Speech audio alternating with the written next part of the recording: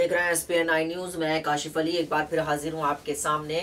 2019 लोकसभा का चुनाव जैसे जैसे नजदीक आ रहा है, लगातार वैसे वैसे सियासी समीकरण भी बदल रहे हैं। लगातार हम देख रहे हैं कि राजनीतिक परिप्रेक्ष्य भी पूरी तरह से बदलते हुए नजर आ रहे हैं। ऐसे में आज हमारा खास मुद्दा है आपके लिए कि मायावती और ममता बनर्जी जिस तरीके से लगातार उनका नाम प्रधानमंत्री उम्मीदवार के तौर पर सामने आ रहा है, लगातार ये कहा जा रहा है कि महागठबंधन की दो शक्तिशाली महिलाएं ही प्रधानमंत्री पद की उम्मीदवार होंगी। अब देखना ये होगा कि क्या सच में ये बात सच हो पाएगी, क्योंकि कुछ बातें हैं, कुछ चीज़ें हैं जिसको लेकर लगातार ये बात कही जा रही है। ऐसे में सवाल ये भी उठ रहा है कि कहीं मायावती और ममता बनर्जी में इस चीज़ को लेकर कोई टकराव ना हो जाए। अभी 19 जनवरी को पश्चिम बंगाल में विपक्षी एकजुट हो रहा है और ममता बनर्जी सारे विपक्ष को एकजुट कर रही हैं। राहुल गांधी और सोनिया गांधी जो यूपीए की चेयरपर्सन भी हैं, उनको न्योता भेजा गया था, हालांकि वो नहीं जा रही हैं क्योंकि बंगाल कांग्रेस ममता बनर्जी के गठबंधन के साथ को कबूल नहीं करता है। इस वजह से राहुल गांधी और सोनिया गांधी इस गठबंधन से अभी रैली से दूर नजर आ रहे हैं। हालांकि राहुल गांधी ने ममता बनर्जी को एक पत्र लिखा है और उसमें पत्र में बताने की कोशिश की है कि वो आपके साथ हैं और विपक्ष एकजुट है। राहुल गांधी ने भी सदी हुई राजनीति सामने दिखाने की कोशिश की है। वहीं दूसरी तरफ अगर हम बात करें तो मायावती भी उत्तर प्रदेश में अपना दमखम अपने वोट बैंक के जरिए राजनीति कर रही हैं और यही वजह है कि समाजवादी पार्टी से गठबंधन करके 38 सीटों पर चुनाव लड़ने का फैसला किया है। तो ऐसे में सवाल ये उठ रहा है कि मायावती उत्तर प्रदेश और बंगाल से ममता बनर्जी आखिर किसके साथ किसको जनता देखना चाहेगी प्रधानमंत्री पद के तौर पर, क्योंकि महागठबंधन के में लगातार ये सवाल उठता रहता है कि महागठबंधन का आखिर चेहरा कौन होगा। लगातार बीजेपी इस बात पर निशाना साधती रहती है कि कौन प्रधानमंत्री पद का उम्मीदवार होगा। हालांकि राहुल गांधी की अगर बात करें तो राहुल गांधी भी प्रधानमंत्री पद के तौर पर हो सकते हैं उम्मीदवार। कांग्रेस पार्टी के लगातार नेता ये बात कहते रहते हैं, चाहे वो सचिन पायलट हों या और दीगर नेता हों, ये कहते रहते हैं कि राहुल गांधी के नेतृत्व में ही 2019 का चुनाव लड़ा जाएगा। AK स्टालिन ने भी ये बात कही थी कि राहुल गांधी ही प्रधानमंत्री बनने लायक हैं और वो प्रधानमंत्री पद के उम्मीदवार होंगे। वो अलग विषय हो जाता है, लेकिन जिस तरीके से इस वक्त हम देख रहे हैं मायावती और ममता बनर्जी के बीच जो देखने को मिल रहा है कि दोनों के बीच एक तरीके से हम कह सकते हैं कि जंग तो नहीं कह सकते, लेकिन जो हल्का हल्का सा जो शुरू होने जा रहा है ये कहीं ना कहीं सवाल खड़े करेगा, क्योंकि आने वाले वक्त में दोनों ही शक्तिशाली महिलाएं रही हैं, दोनों ही अपने आप में एक वर्चस्व रखती हैं। एक बंगाल की राजनीति में खासी दबदबा रखती हैं तो दूसरी उत्तर प्रदेश की राजनीति में, और दोनों राज्य ही देश के बड़े राज्यों में शामिल होते हैं। ऐसे में अब सवाल ये उठता है कि महागठबंधन का चेहरे के तौर पर अगर दोनों उम्मीदवार सामने आते हैं तो कहीं ना कहीं ये टकराव किसी और रूप में ना ले जाए। और दोनों ही पार्टियां ऐसी हैं जो कहीं ना कहीं बीजेपी के खिलाफ खड़ी हुई नजर आ रही हैं, क्योंकि मायावती ने भी काफ़ी हमला बोला है। अभी जब पिछले दिनों अखिलेश यादव के साथ प्रेस कॉन्फ्रेंस कर रही थी तो बीजेपी पर काफ़ी हमलावर थी और लगातार उनकी सदी हुई राजनीति। हालांकि कल मैंने आपको बताने की कोशिश की थी कि मायावती को लोग एक्सेप्ट नहीं करेंगे क्योंकि कुछ वजूहात हैं, क्योंकि उनका जो एक तरीके से व्यवहार रहा है अनुशासनात्मक हम देख सकते हैं व्यवहार रहा है, तो लोग उसको एक्सेप्ट नहीं करेंगे।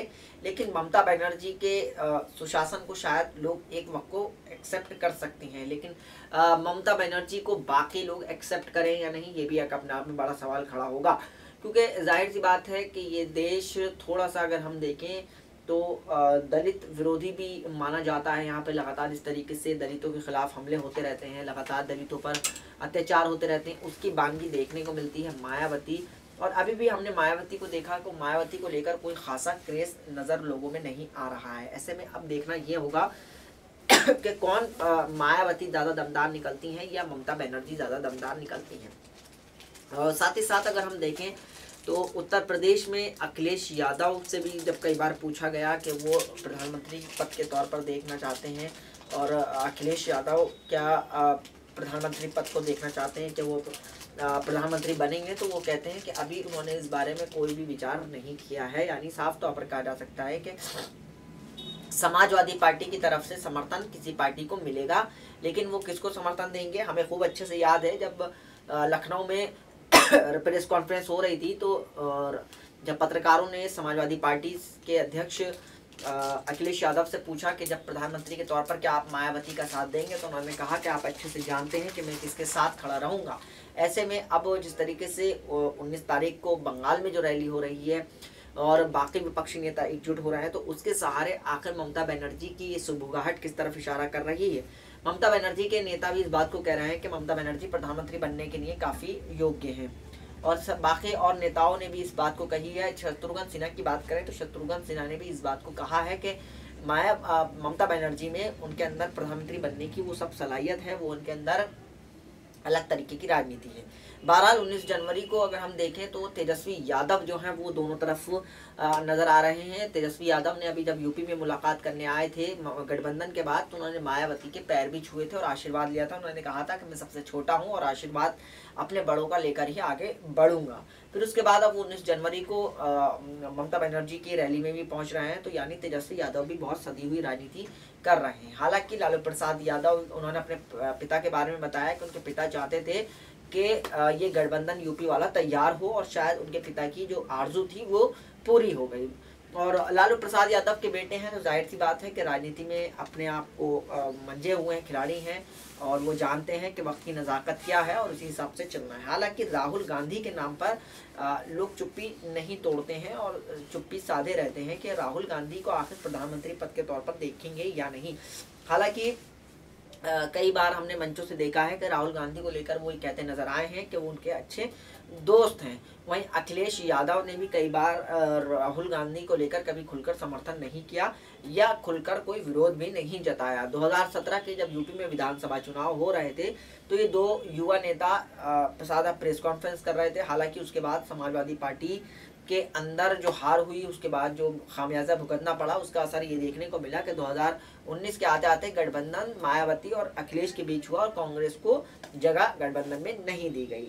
बहरहाल वो एक अलग तरीके का विषय है। लेकिन ममता बनर्जी की बात करें और मायावती की बात करें तो ये हमारा मुद्दा, ये हमारा सवाल आपसे है कि आप किस नेता को देश का प्रधानमंत्री के तौर पर देखना चाहते हैं। और आप चाहते हैं, क्योंकि इंदिरा गांधी के प्रधानमंत्री के बनने के बाद अब अगर कोई महिला प्रधानमंत्री हम कहेंगे तो बहुत ज़्यादा पहली बार दूसरी बार ऐसा होगा देश के आज़ाद भारत में कि कोई महिला प्रधानमंत्री बनेगी, क्योंकि इंदिरा गांधी का वो दौर था। इंदिरा गांधी भी एक शक्तिशाली, एक मजबूत महिला के तौर पर जानी जाती थी और उनके अंदर फैसले लेने की वो हिम्मत थी, वो उनके अंदर दबदबा था। अब शायद वही कड़ी इन दो महिलाओं के अंदर देखने को मिल रही है। ऐसे में आज हम आपसे पूछ रहे हैं कि क्या आप मायावती और ममता बनर्जी में से किसके साथ आप देखना चाहती हैं प्रधानमंत्री। हालांकि थोड़ा सा अगर हम जाति फैक्टर पे भी जाते हैं तो कहीं ना कहीं देश में जाति जो है वो कहीं बड़ा फैक्टर बनकर उभरा है, क्योंकि मायावती एक दलित समुदाय से आती हैं और ममता बनर्जी एक ब्राह्मण उससे आती हैं। तो अब ऐसे में ये भी एक फैक्टर काम कर सकता है, क्योंकि राजनीति है और इस तरीके की चीज़ें अमूमन सामने आती हैं, क्योंकि वोट बैंक की राजनीति सारी राजनीतिक पार्टियां करती हैं। मायावती लगातार दलितों के मामले को लेकर आगे रहती हैं, समाजवादी पार्टी यादवों के मामले को लेकर आगे चलती हैं। वहीं लगातार हमने देखा कि हर राजनीतिक पार्टी अपना हित साधने के लिए किसी न किसी शस्त्र का इस्तेमाल करते आए, और यही वजह है कि आज देश की राजनीति में थोड़ी सी छटपटाहट इसी वजह से है।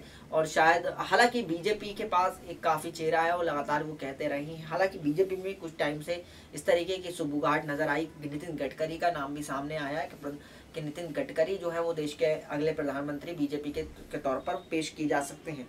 लेकिन इन अटकलों के अंदर कितनी सच्चाई है, कितनी खबरें हैं, ये तो पुख्ता तौर पर नहीं कह सकते। लेकिन अगर कोई नाम आता है, अगर कोई नाम लाया जाता है बाहर, तो इस लोकतांत्रिक प्रक्रिया में कोई भी अपना इस तरीके से जाहिर कर सकता है और इस तरीके से अपने आप को साबित कर सकता है। बहरहाल 2019 लोकसभा चुनाव का नज़दीक अब शुरू हो चुका है आना। काउंटडाउन हम कह सकते हैं कि अब शुरू हो ही चुका है कि कब फरवरी के बाद या फरवरी में ही चुनाव का ऐलान हो जाएगा। निर्वाचन आयोग चुनाव का ऐलान कर देगा और फिर और तेज़ी से इसमें आ जाएगी। 6 फरवरी को राहुल गांधी भी मुरादाबाद में रैली करने जा रहे हैं और फिर उसके बाद प्रधानमंत्री नरेंद्र मोदी भी जो हैं वो कर चुके हैं, आगरा में रैली कर चुके हैं। तो ये सारी चीज़ें हैं जो बता रही हैं कि आने वाला वक्त में देश में अब 2019 का लोकसभा चुनाव काफ़ी दिलचस्प होने जाएगा। अब देखना ये होगा कि जनता किसको प्रधानमंत्री देखना चाहेगी, मोदी वर्सेस ममता बनर्जी या मायावती। आप किसको देखना चाहते हैं, आप हमें कमेंट बॉक्स में अपनी राय ज़रूर दें, क्योंकि अब जाहिर सी बात है चुनाव का वक्त है तो लोगों के सामने चेहरे आएंगे, किसको प्रधानमंत्री देखना चाहते हैं आप हमें ज़रूर बताएं। आज के प्रोग्राम में इतना ही, मुद्दे पर मुलाकात होगी नए मुद्दे के साथ। तब तक के लिए इजाजत दीजिए, नमस्कार।